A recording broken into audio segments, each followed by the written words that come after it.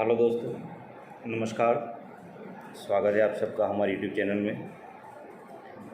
दोस्तों, हम देख रहे हैं 12वीं कक्षा के हिंदी विषय में 16वां प्रकरण एक और जन्मदिन। इसके दूसरे पार्ट में हम इस व्यंग्य लेख को आगे बढ़ाएंगे। वैसे हमने पहले पार्ट में देखा कि लेखक अपने जन्मदिन को लेकर व्यंग कर रहे हैं, साथ में दूसरों पर भी व्यंग कर रहे हैं। लेखक ने लास्ट में ये बताया कि मेरे एक मित्र का जन्मदिन पहले अप्रैल को है और वो मेरा जन्मदिन जब आता है तब हर बार मुझसे ये वादा करते हैं 2 महीने से पहले कि अब की बार आपका जन्मदिन हम बड़े धूमधाम से मनाएंगे, लेकिन वे वहाँ से आते ही नहीं। नतीजा ये निकलता है कि लेखक उनका इंतज़ार करते हैं लेकिन वो आते नहीं। और ऐसे लोग जो 1 अप्रैल को जन्मे हो उनसे और क्या अपेक्षा रखी जा सकती है, क्योंकि वो हमेशा अप्रैल फूल ही बनाते, मूर्ख बनाते। अप्रैल फूल बनाना मतलब मूर्ख बनाना। अब लेखक उन्हीं बात को आगे बढ़ाते हैं कि इनका जन्मदिन मनाने में हमें बड़ी तकलीफ़ हुई, क्योंकि 1 अप्रैल को अगर हम किसी को कुछ कहेंगे तो क्या होगा, लोग मानेंगे नहीं। लोगों को ये शंका होगी कि कहीं ये लोग हमें मूर्ख तो नहीं बनाते। इसलिए वह महाशय जो लेखक के एक बुजुर्ग मित्र है, आप इस सवाल को याद रखिए कि लेखक के बुजुर्ग मित्र का जन्मदिन किस दिन आता है, अथवा उनका जन्मदिन मनाने के लिए लोग क्यों नहीं आते, या लोगों को क्यों समझाना पड़ा। तो लेखक कहते हैं हम अखबारों में सूचना छपाते, कार्ड बांटते कि इनका जन्मदिन 1 अप्रैल को मनाया जाएगा, पर लोग आते ही नहीं। वे समझते हैं कि अप्रैल फूल बनाए जा रहे हैं। आखिर एक साल हम लोग लगभग 100 लोगों के पास गए और कहा, जब कार्ड से लोग न आए, अखबार में सूचना दी, विज्ञापन छपवाया, फिर भी लोग नहीं आए, तो लेखक कहते एक बार उनका जन्मदिन मनाने हम प्रत्यक्ष लोगों को मिलने गए। 100 से ज़्यादा लगभग लोगों से मिले और कहा कि हम भगवान की कसम खाकर कहते हैं कि इनका जन्मदिन 1 अप्रैल को ही है। हम आप लोगों को बेवकूफ़ नहीं बना रहे। देखिए, बेचारे का दुर्भाग्य है कि दुर्घटनावश 1 अप्रैल को पैदा हो गए, तो उसका जन्मदिन भी नहीं मनाया जा सकता। माना कि उसने जल्दी की, एक दिन बाद भी पैदा हो सकता था, पर जो हो गया सो हो गया। आप लोग इस बार जरूर आइए। लेखक और उनके मित्र लोगों को जाकर मना देंगे, आइए भैया, 1 अप्रैल को इनका जन्म हुआ तो इनमें इनकी गलती नहीं है। अब जब गलती हो गई है तो हो गई, अब एक बार तो आइए, ताकि हम जो सालों से इनके मन की अपेक्षा है कि मेरा जन्मदिन लोग मनाएं, तो वह अपेक्षा उनकी पूरी हो। तो लोगों को प्रत्यक्ष जाकर मिलते हैं, भगवान की कसम खाते हैं, समझाते हैं और उसके बाद उनका जन्मदिन मनाना तय करते हैं। लोग आए और उनका जन्मदिन मनाया गया और इस प्रकार लोगों को समझा उजागर लाया गया और उस महाशय का 1 अप्रैल को जन्मदिन मनाया गया। एक नेता, देखिए कभी कभी कुछ जो तारीख है, जिस दिन जन्मदिन होता है, जन्मतिथि होती है, तो कभी कभी तकलीफ भी पैदा होती है। जैसे इस 1 अप्रैल वाले की बात करी लेखक ने, ठीक उसी प्रकार एक दिन ऐसा भी आता है फरवरी महीने का, लीप ईयर, हर 4 साल के बाद ये आता है। तो लेखक अब एक ऐसी तारीख जो 1 अप्रैल को लोग मूर्ख समझते हैं, ठीक वैसे 29 फरवरी जो है वो 4 साल में एक बार आती है। इसलिए एक नेता का दृष्टांत देते हैं कि एक नेता 29 फरवरी को पैदा हो गए, उनका जन्मदिन 4 साल में एक बार आता है। वह हर साल 28 फरवरी को उदास रहते हैं, हाय हाय करते हैं, क्या दुर्भाग्य है, एक दिन पहले पैदा हो जाता या एक दिन बाद, लोग हर साल वर्षगांठ मनाते हैं और मैं देखता रह जाता हूँ। लोगों की वर्षगांठ हर साल आती है और मेरी वर्षगांठ 4 साल के बाद आती है, तो मैं देखता ही रहता हूँ। इंतज़ार करना पड़ता है, बड़ा लंबा इंतज़ार। और शायद आपको पता हो कि हमारे भारत के जो चौथे प्रधानमंत्री थे, मुरारी भाई देसाई, उनकी वर्षगांठ भी 29 फरवरी को ही आती थी। इधर पिछले साल से मेरे अभिनंदन की बात चल रही है। लोग कहते हैं काफ़ी साल लिखते हो गए, अब आपका अभिनंदन ज़रूर करेंगे। देखिए, कभी कभी जो प्रतिष्ठित लोग हैं, जो समाज सेवा करते हैं, लेखन कार्य करके साहित्य और समाज की सेवा करते हैं, शिक्षा की सेवा करते हैं, तो बहुत सेवाएं देने के बाद कभी कभी उनका अभिनंदन भी किया जाता है। अभिनंदन करना मतलब उनके मान सम्मान में कार्यक्रम रखना, लोगों की ओर से उनको बधाई देना, उनका सम्मान करना। तो लेखक कहते हैं कि इधर कहीं पिछले 1 साल से मेरे अभिनंदन की बात चल रही है। लोग कहते हैं काफ़ी साल हो गए लिखते हुए, तो अब आपका अभिनंदन हम जरूर करेंगे। अब आपका अभिनंदन कार्यक्रम रखना है। ये पेशेवर अभिनंदनकर्ता होते हैं, जिन लोगों के पास कुछ काम नहीं है, बैठे रहते हैं।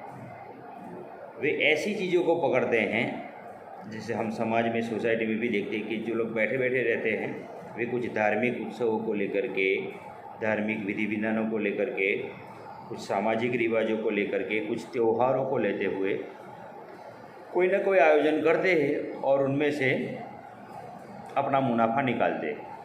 यही काम करते। तो ऐसे लोगों को लेखक ने पेशेवर अभिनंदनकर्ता कहा कि इनका धंधा ही यही, क्योंकि वे अभिनंदन कार्यक्रम रखें और उनमें से जो पैसे इकट्ठा करे वो 50% खर्च करे और 50% उनको नफ़ा मिले उनमें। अभिनंदन करना एक धंधा भी होता है, इसलिए लेखक ने उसे धंधा बताया है। चंदा जमा होता है उससे। चंदा मतलब दान दक्षिणा जो लोगों से मांगी जाती है। कभी कभी कुछ पत्र पत्रिकाएँ छाप करके लोग मांगते हैं, कुछ डायरियों में के माध्यम से मांगते हैं। तो चंदा जमा होता है और उस चंदे को खाया जाता है। खाया जाना मतलब निकल जाना, आधा पैसा उठा लेना उसमें से, जिसे हम घपला कहते हैं। एक षड्यंत्र होता है पूरा का पूरा, इस प्रकार से पैसा इकट्ठा करने का। पास के एक शहर की घटना बताते हैं। देखिए, बात चल रही है लेखक के अभिनंदन की, लेकिन लेखक दूसरे एक अभिनंदन कार्यक्रम की बात बताते हैं कि पास के एक शहर की घटना है। एक वयोवृद्ध समाज सेवी हैं, उसके अभिनंदन का आयोजन हुआ। उसके लिए एक कमेटी बनाई गई। देखिए, हर एक कार्यक्रम में एक कमेटी बनाई जाती है, जिम्मेदारी सौंपी जाती है कि कौन लोग चंदा इकट्ठा करने जाएंगे, कौन कार्यक्रम का आयोजन करेगा, किन किन को बुलाना है, क्या प्रोग्राम का पूरा आयोजन है, भोजन वगैरह की व्यवस्था। तो ये सब कमेटी बनी, चंदा हुआ, मतलब पैसे इकट्ठे किए। अभिनंदन के समय देखा कि कमेटी के सदस्य चंदे की शराब पीकर बेहोश पड़े। और जिस दिन अभिनंदन कार्यक्रम रखा है तो वहाँ लोग तो आए हैं, लेकिन जो कार्यक्रम के आयोजक है वे शराब पी करके पड़े हैं। और किस पैसे से? जिस समाजसेवी के मान में ये कार्यक्रम रखा गया है, उन्हीं के मान में जो चंदा इकट्ठा किया गया है उनके नाम से, उसी पैसों की शराब पी करके पड़े हैं।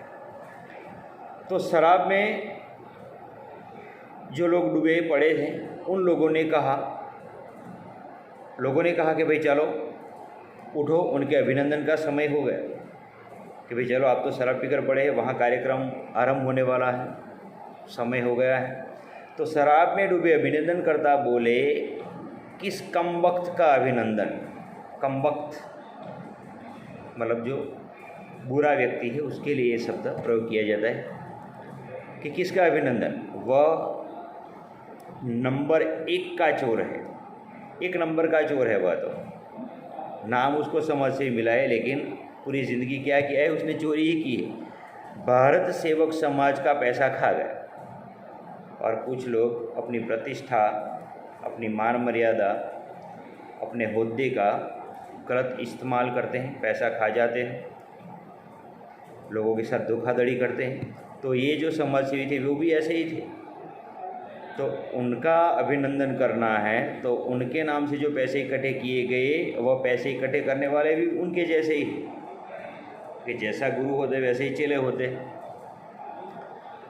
तो भारत सेवक समाज का पैसा ये समाज सेवी खा गया है, उसका अभिनंदन हम करेंगे भला? हैं, उसका अभिनंदन हम करेंगे? अरे हम तो खुद उसके नाम के चंदे से अपना अभिनंदन कर रहे हैं।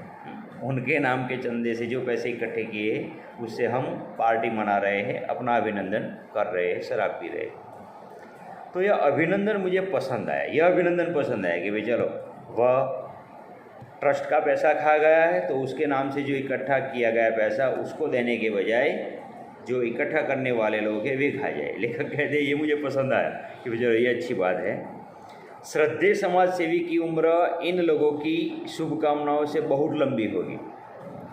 जो समाज सेवी की ये लोग अभिनंदन करना चाहते थे तो वह श्रद्धेय मतलब उनके प्रति लेखक अपना सम्मान प्रकट करते हैं, श्रद्धा प्रकट करते हैं। तो उनके अभिनंदन मतलब ये जो लोग शराब पीकर पड़े हैं, इन लोगों के अभिनंदन से, उनकी शुभकामनाओं से उसकी उम्र और बड़ी हो जाएगी। पर मैं बात कर रहा था अपने अभिनंदन की। देखिए, लेखक अपने अभिनंदन की बात करते करते दूसरे एक समाज सेवी के अभिनंदन की बात बीच में ले लेते हैं और वहाँ क्या घटना घटी थी वह हमें बताते हैं। अब अपने अभिनंदन पर वापस आते हैं वे। कहते अभिनंदन के उत्साहियों से मैंने पूछा, सिर्फ अभिनंदन पत्र और प्रशंसा दोगे या और कुछ? मात्र जो प्रशस्ति पत्र है मतलब सर्टिफिकेट, सम्मान पत्र वो देंगे, शॉल और पुष्पगुच्छ इतना दोगे या और कुछ भी दोगे? वैसे अभिनंदन करोगे? तो वे लोग जो अभिनंदन करने वाली कमेटी वाले लोग हैं वे कहते हैं क्यों नहीं, हम लोग द्रव्य संग्रह करेंगे और आपको थैली भेंट करेंगे। द्रव्य मतलब पैसा, धन इकट्ठा करेंगे और थैली भर करके आपको भेंट करेंगे। आपके नाम से हम लोग चंदा मांगेंगे और पैसा इकट्ठा करेंगे। लेखक कहते हैं मैंने कहा ठीक है, अपना अभिनंदन पत्र मैं खुद लिख लूँगा, आपको कष्ट उठाने की ज़रूरत नहीं है। मैं खुद अभिनंदन पत्र लिख दूँगा और छपवा भी लूँगा। इस झंझट में आप मत पड़िए। आप लोग इस पूरे आयोजन में केवल पैसा ही इकट्ठा करिए, बाकी सब काम मैं कर लूँगा। आप तो अधिक से अधिक मेरे नाम से पैसा एकत्र कीजिए, इसमें से 25% आपका, बाकी जो बचा हुआ 75% मतलब 75% मेरा। वे लोग परेशान हो गए क्योंकि वो तो 25% लेखक के पीछे खर्च करने वाले लोग हैं और 75% खा जाने वाले लोग। तो लेखक ने जब ये शर्त रखी तो वे लोग परेशान हुए, कहने लगे आप कैसी बात करते हैं, हम आपका अभिनंदन करना चाहते हैं और आप हमारा ही अपमान कर रहे हैं, हम क्या पैसे खा जाएंगे आपके? वे लोग लेखक को ऐसी बात करते हैं। लेखक कहते हैं नहीं, मैं अपमान नहीं कर रहा हूँ, पर आप इतनी मेहनत करेंगे तो मेरा कर्तव्य है कि आपको मेहनताना 25% के रूप में दूँ। मैं मुफ्त में अभिनंदन नहीं कराना चाहता। लेखक इन झंझटों में पड़ना नहीं चाहते हैं। नतीजा बुरा हुआ। अब इसका परिणाम, नतीजा मतलब परिणाम, क्या परिणाम निकला कि वे कमेटी वाले जो लेखक का अभिनंदन करना चाहते हैं, अपनी समिति बना करके लेखक के नाम से चंदा इकट्ठा करना चाहते और कार्यक्रम पूरा करके 50 से 75% खा जाना चाहते, वे लोग अब क्या करेंगे? लेखक की बात से नाराज़ होंगे। तो नतीजा क्या निकलेगा? लेखक कहते हैं मेरे अभिनंदन की योजना अभी भी अधर में लटकी हुई। अब तक मैंने 75% की बात करी तो अब तक अधर में लटकी हुई है। मेरी ज़बान ने मेरी थैली काट दी। अगर मैं ये ना कहता तो थोड़ा बहुत तो मुझे मिलता, लेकिन ये कहा कि मैं आपको 25% दूंगा, बाकी मैं ले लूँगा। तो लेखक कहते हैं कि उन लोगों ने कार्यक्रम ही बंद रखा। अब लेखक कहते हैं कि कुछ लोग फिरका परस्त होते हैं। फिरका परस्त मतलब तक साधु, जो बैठे बैठे ऐसे आयोजन करते हैं कि जिसमें से उनको कुछ न कुछ मिले। तक साधते हैं वे, तक साधु होते हैं, किसी के नाम का गलत इस्तेमाल करने वाले होते हैं, तक का लाभ उठाने वाले होते हैं। मैं फिक्रा परस्त, कुछ लोग फिरका परस्त होते हैं। फिरका परस्त मतलब तक का लाभ उठाने वाले होते हैं, जबकि मैं कौन सा हूँ?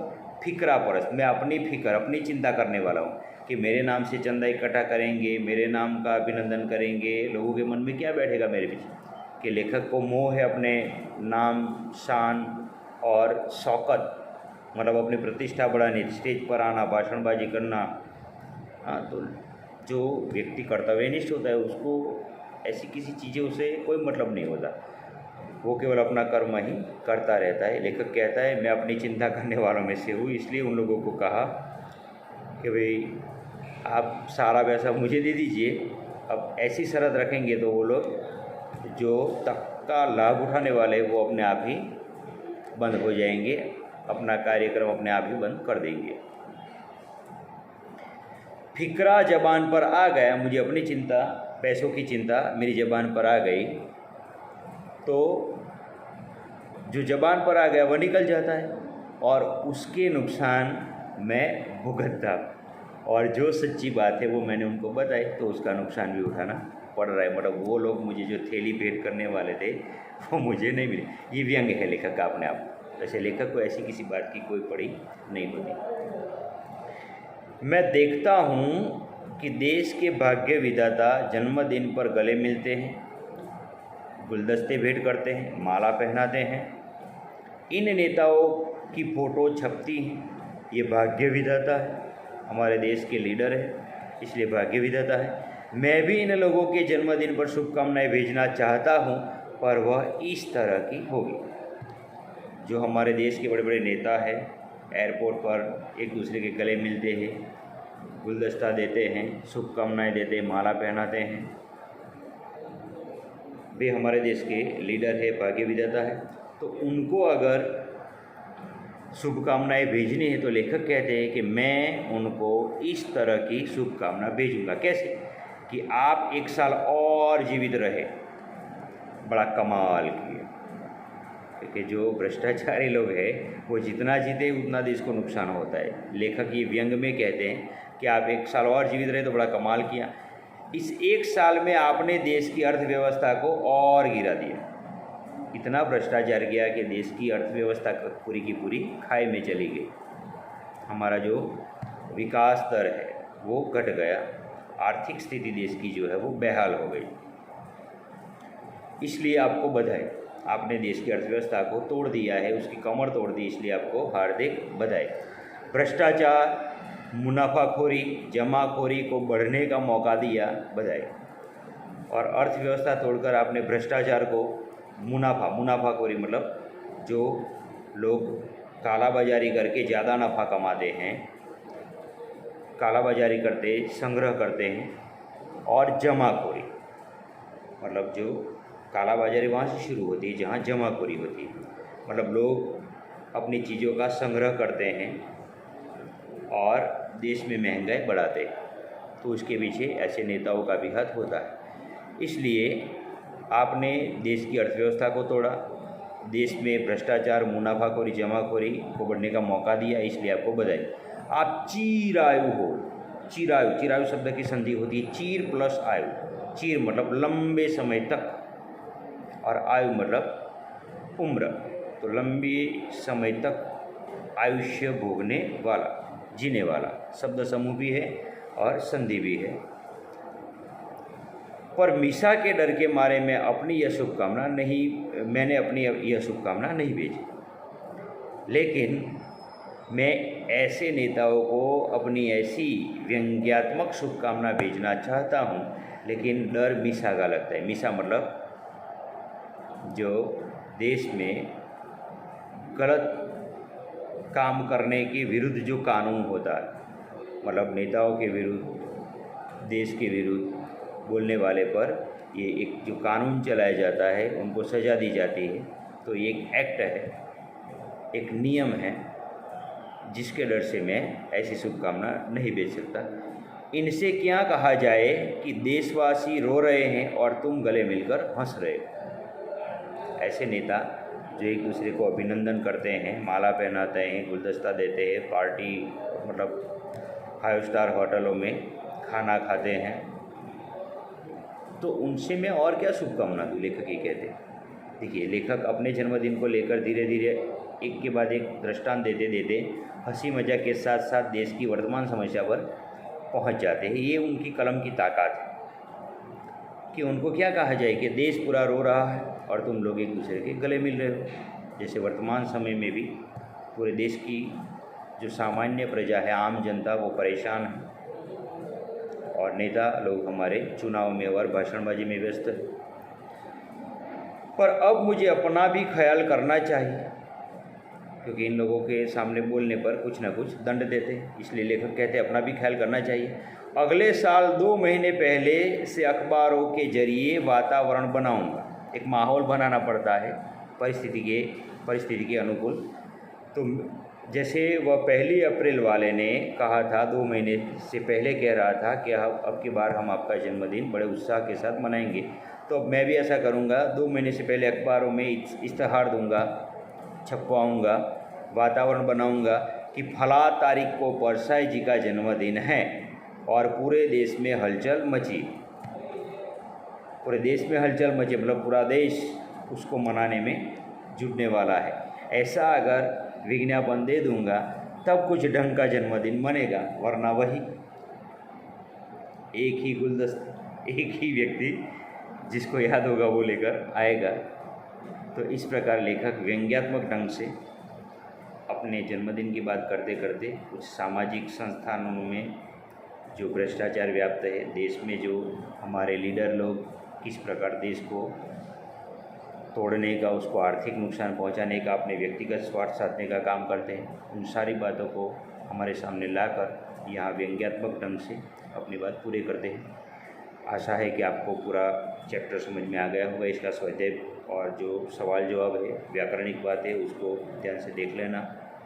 और अगर आपको हमारा वीडियो पसंद आए तो उसको लाइक करना न भूलें। धन्यवाद।